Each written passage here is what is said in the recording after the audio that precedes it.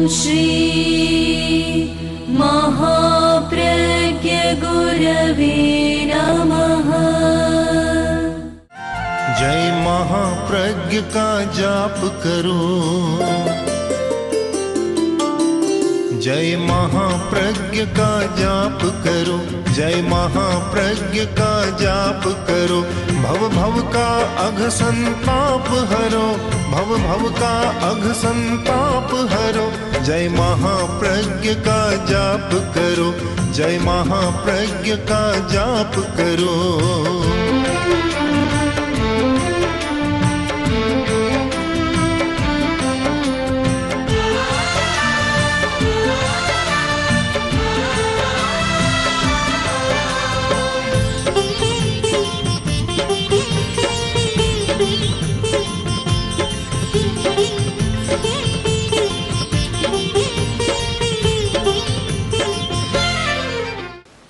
विषय रखा है खाद्य का संयम। संयम तो बाद की बात है, पहले आहार का विवेक। आश्चर्य की बात है कि आहार के बारे में हमारी जानकारी बहुत कम रहती है। स्वास्थ्य के साथ आहार का बहुत संबंध, फिर भी आदमी जानकारी नहीं रखता।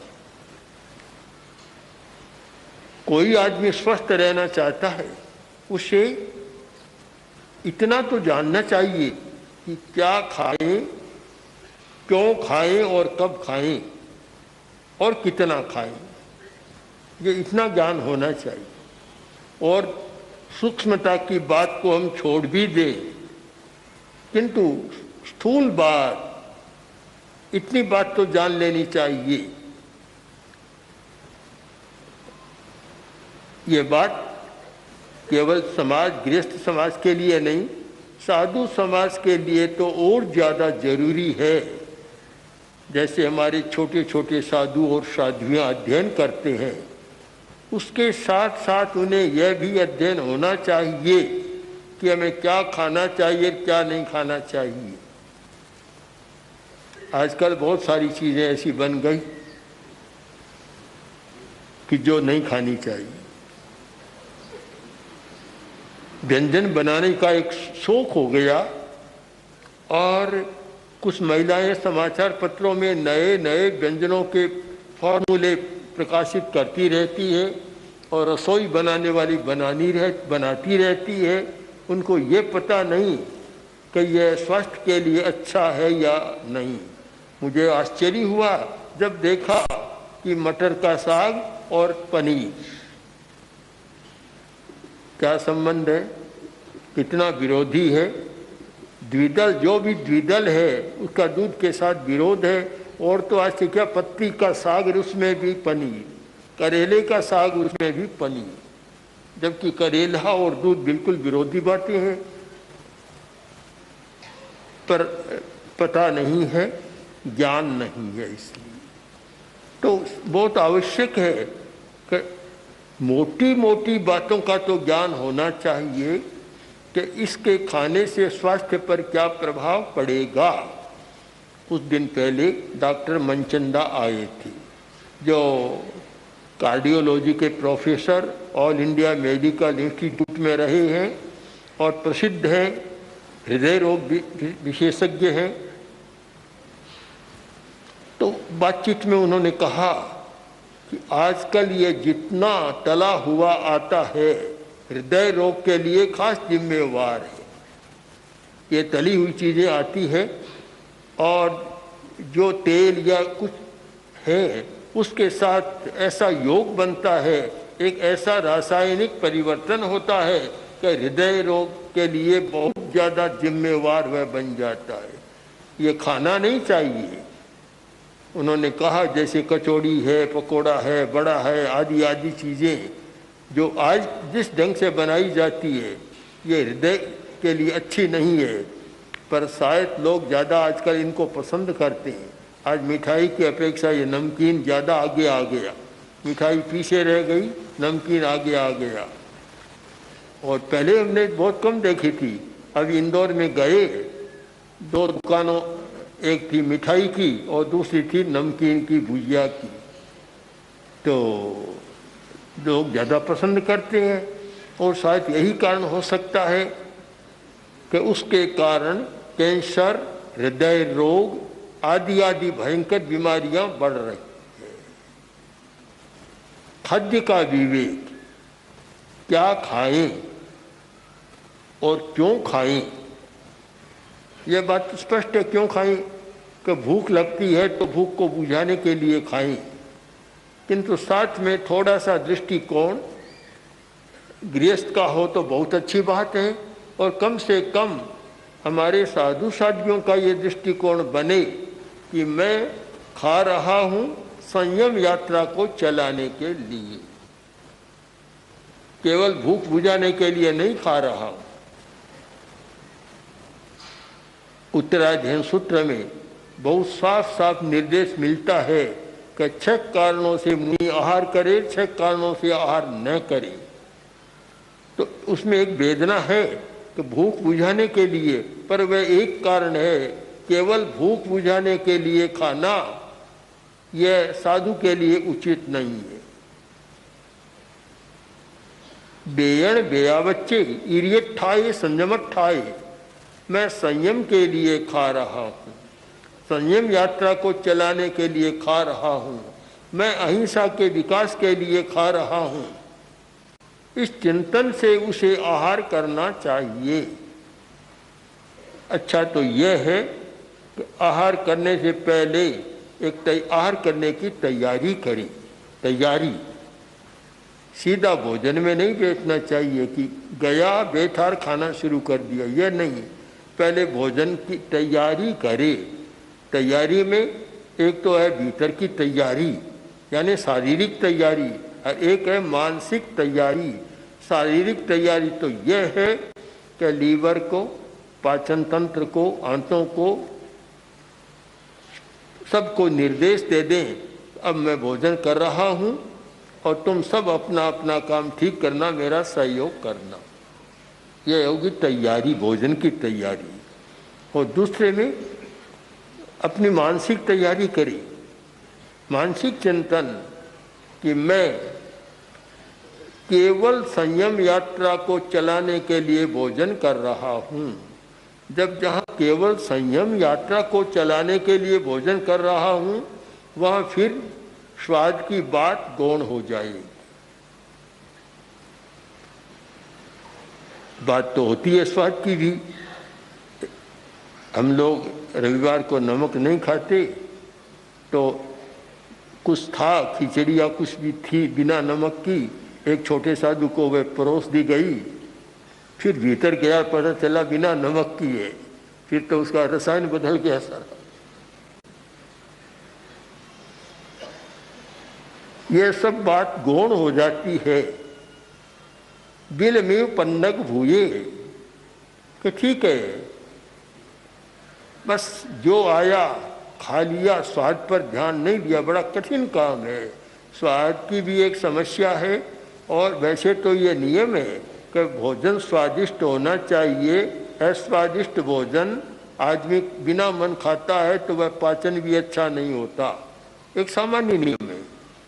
किंतु जहाँ साधना का नियम जुड़ता है वहाँ यह है कि स्वाद की बात को गौण कर दे।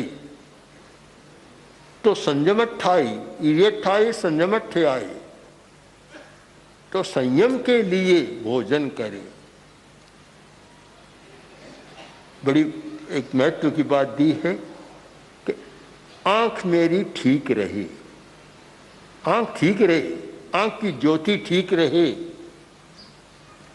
बड़ा प्रश्न था आंख का, अब तो चश्मे का विकास हो गया, आंख का प्रश्न उतना जटिल नहीं रहा।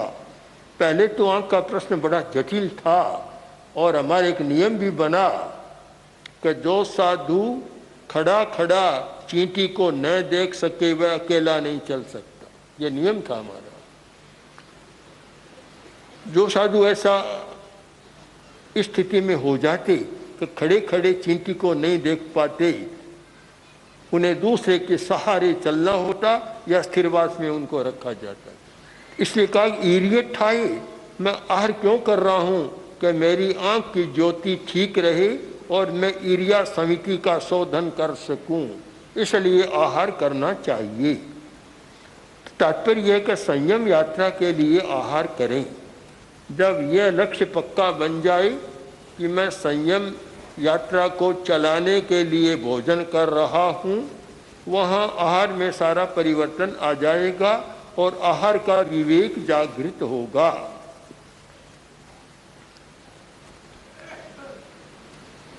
इसके साथ हमें इस बात पर भी ध्यान देना है कि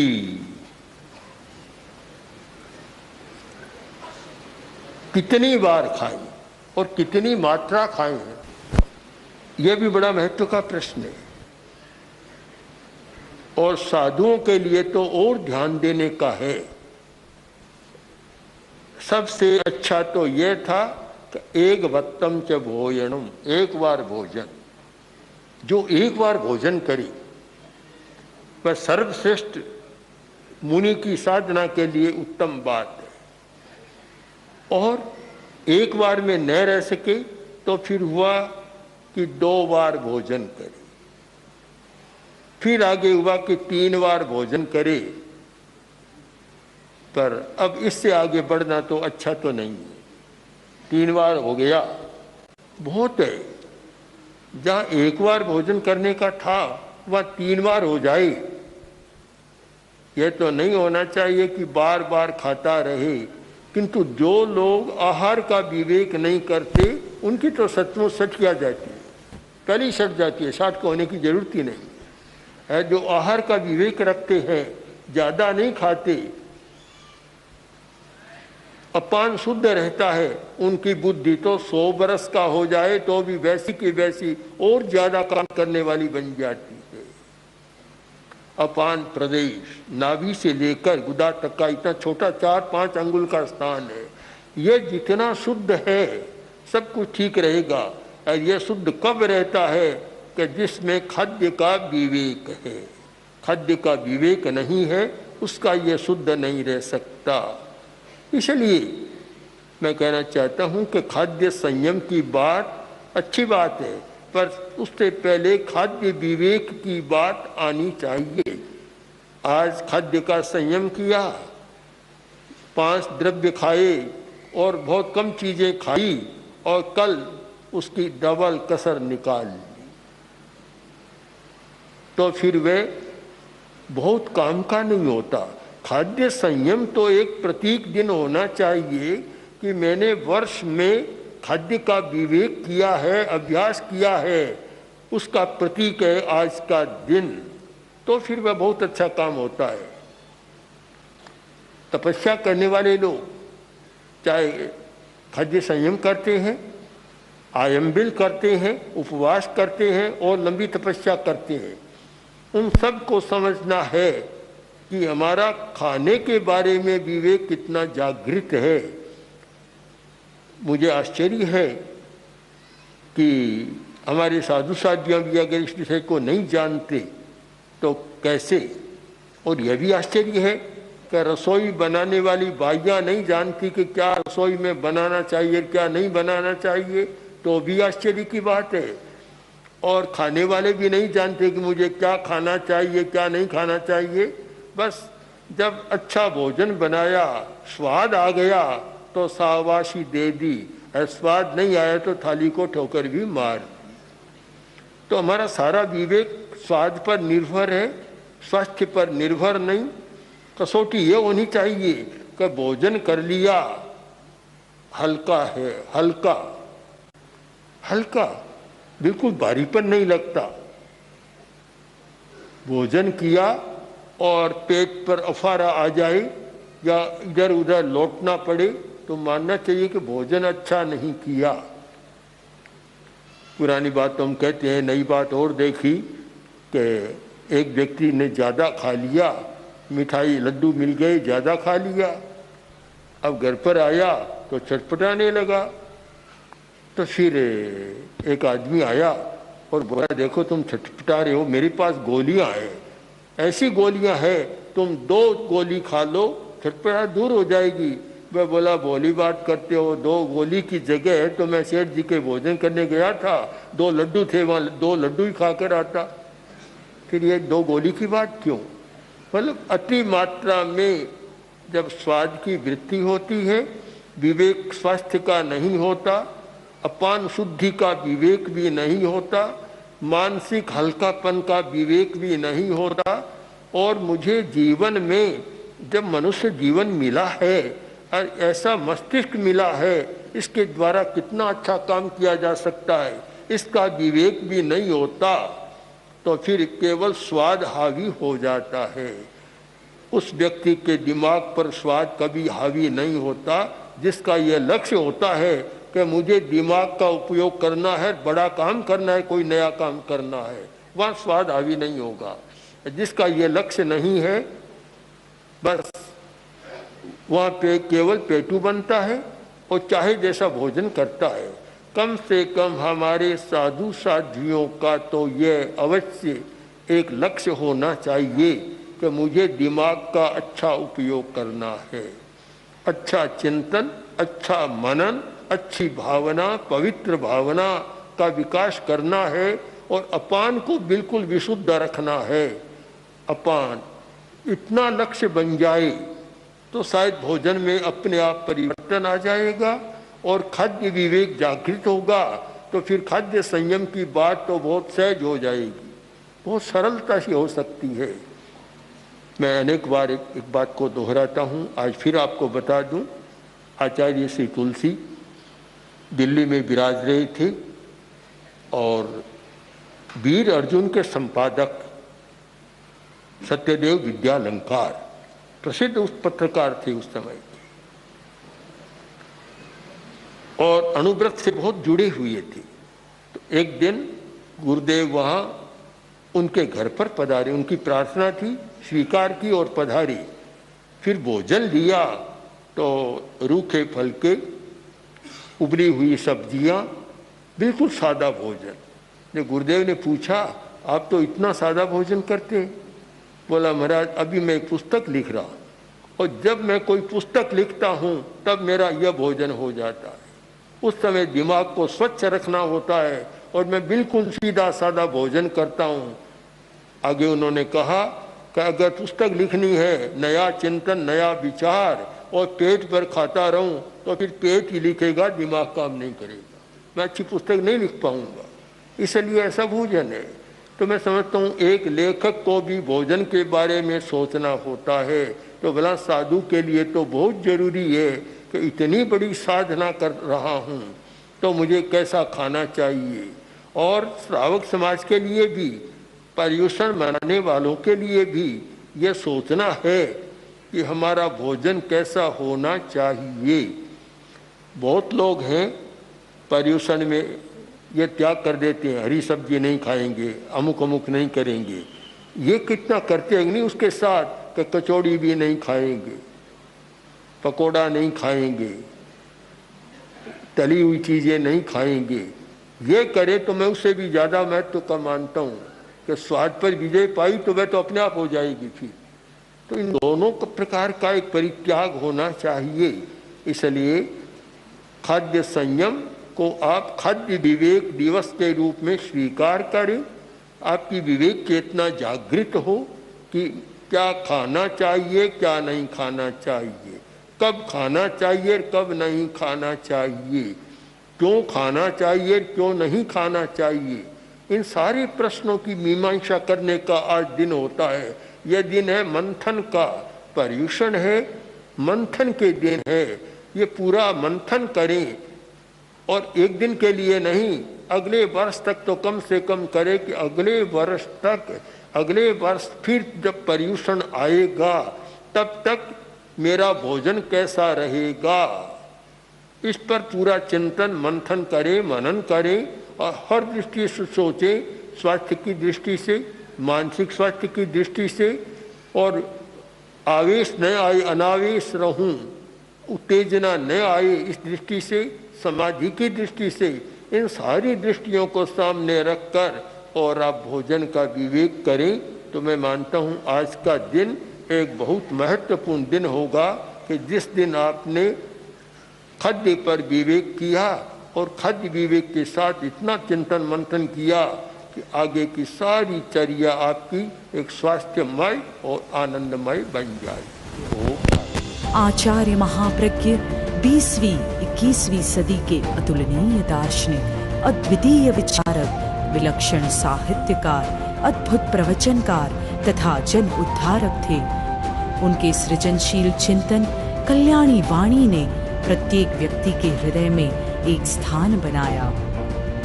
सरल भाषा में जीवन की सच्चाइयों को छूने वाले उनके विचार श्रोता व पाठक के हृदय में उतरकर आत्मनिरीक्षण, स्वदोष दर्शन व आत्म परिष्कार की भावना जागृत करते हैं।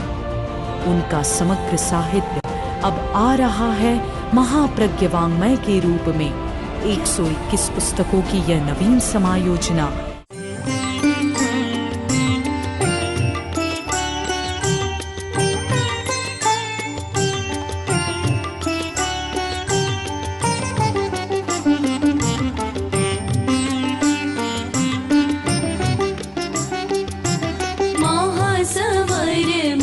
प्रज्ञ गुरुवै अर्घ्य आस्था काय चढ़ाए, अमल ध्यानी विशद ज्ञानी, अमर है तेरी ऋचाए।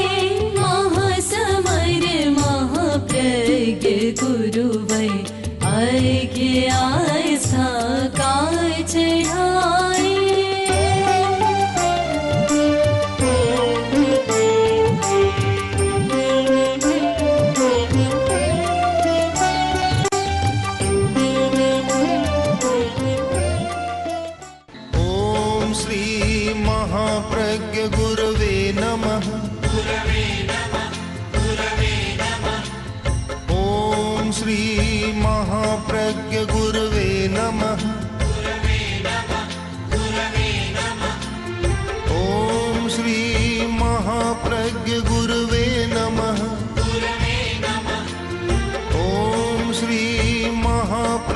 गुरुवे